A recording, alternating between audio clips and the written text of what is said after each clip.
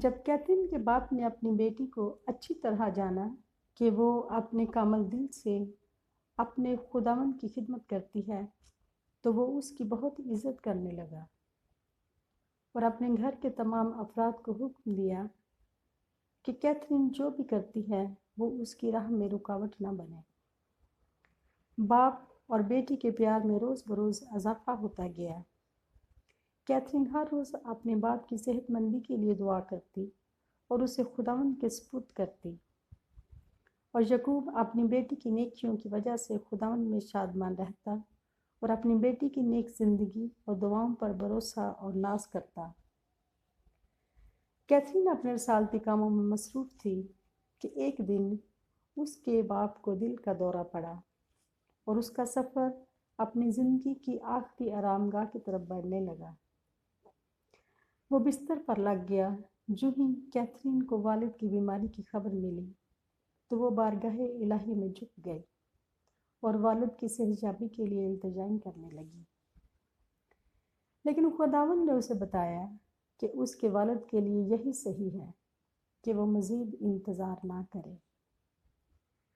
تب کیتھرین فوراً اپنے والد کی عیادت کے لیے گئی اور نہایت شتابی سے والد کا حال دریافت کیا اور جانا کہ اس کا والد قریب المرگ ہے۔ اس نے دل و جان سے اپنے والد کی خدمت کی اور اپنے والد کی زمینی زندگی کے لیے خداوند کا شکریہ ادا کیا۔ تاہم وہ پوری طرح مطمئن نہ تھی، اس لیے وہ خداوند سے التجا کرنے لگی کہ جس طرح اس نے یعقوب کو اچھی زمینی زندگی بسر کرنے کا فضل دیا تھا، اسی طرح وہ موت کے بعد اس کی روح کو عراق کے عذاب سے گزارے بغیر ہی ایک دم جنت میں داخل کرے۔ لیکن خدا نے اس پر ظاہر کیا کہ کسی نہ کسی طرح اسے عدل کو قائم رکھنا ہے، اور انصاف کے خدائی تقاضے اسے ایسا کرنے سے روکتے ہیں۔ اس لیے کہ ایک روح جس نے کامل طور پر اپنے گناہوں کی تلافی نہیں کی، وہ خداوند کے جلال کے نور اور تجلی سے فائدہ نہیں اٹھا سکتی۔ یوں تو یعقوب ایک راست باز اور نیک انسان تھا، لیکن خاندان کا سربراہ اور اپنی برادری کا لیڈر ہونے کی وجہ سے دنیاوی فکرات اور انسانی کمزوریوں کی بدولت اس کی روح ایک پتھر کی سی ہو گئی جو کیچڑ سے لپٹا ہوا تھا۔ لہٰذا اگرچہ اس کا کردار خداوند کی نظر میں اچھا تھا تو بھی خدائے عادل کا انصاف اس کی روح کو برزخ سے گزارے بغیر جنت میں داخل ہونے کی اجازت نہ دیتا تھا۔ چونکہ کیتھرین اپنے والد کو بہت پیار کرتی تھی اور کسی صورت ایسا برداشت نہیں کر سکتی تھی، لہٰذا اس نے خداوند سے کہا، میری محبت کے دیوتا خداوند خدا، میں کس طرح برداشت کر سکتی ہوں کہ وہ روح جو مجھے اس دنیا میں لائی، جس نے میری پرورش کی، مجھے تعلیم دی اور پوری زندگی میری بہتری کے سوا کچھ نہیں سوچا، جس کے مجھ پر بہت سے احسانات ہیں، وہ اس کربناک آگ میں جلے۔ میں تیری اچھائی کے لیے تجھ سے التجا کرتی ہوں کہ کچھ عرصہ کے لیے اس کی روح کو اس کے بدن سے الگ نہ کرنا، جب تک کسی نہ کسی طریقے سے تو اس کو تمام گناہوں سے دھو نہیں دیتا،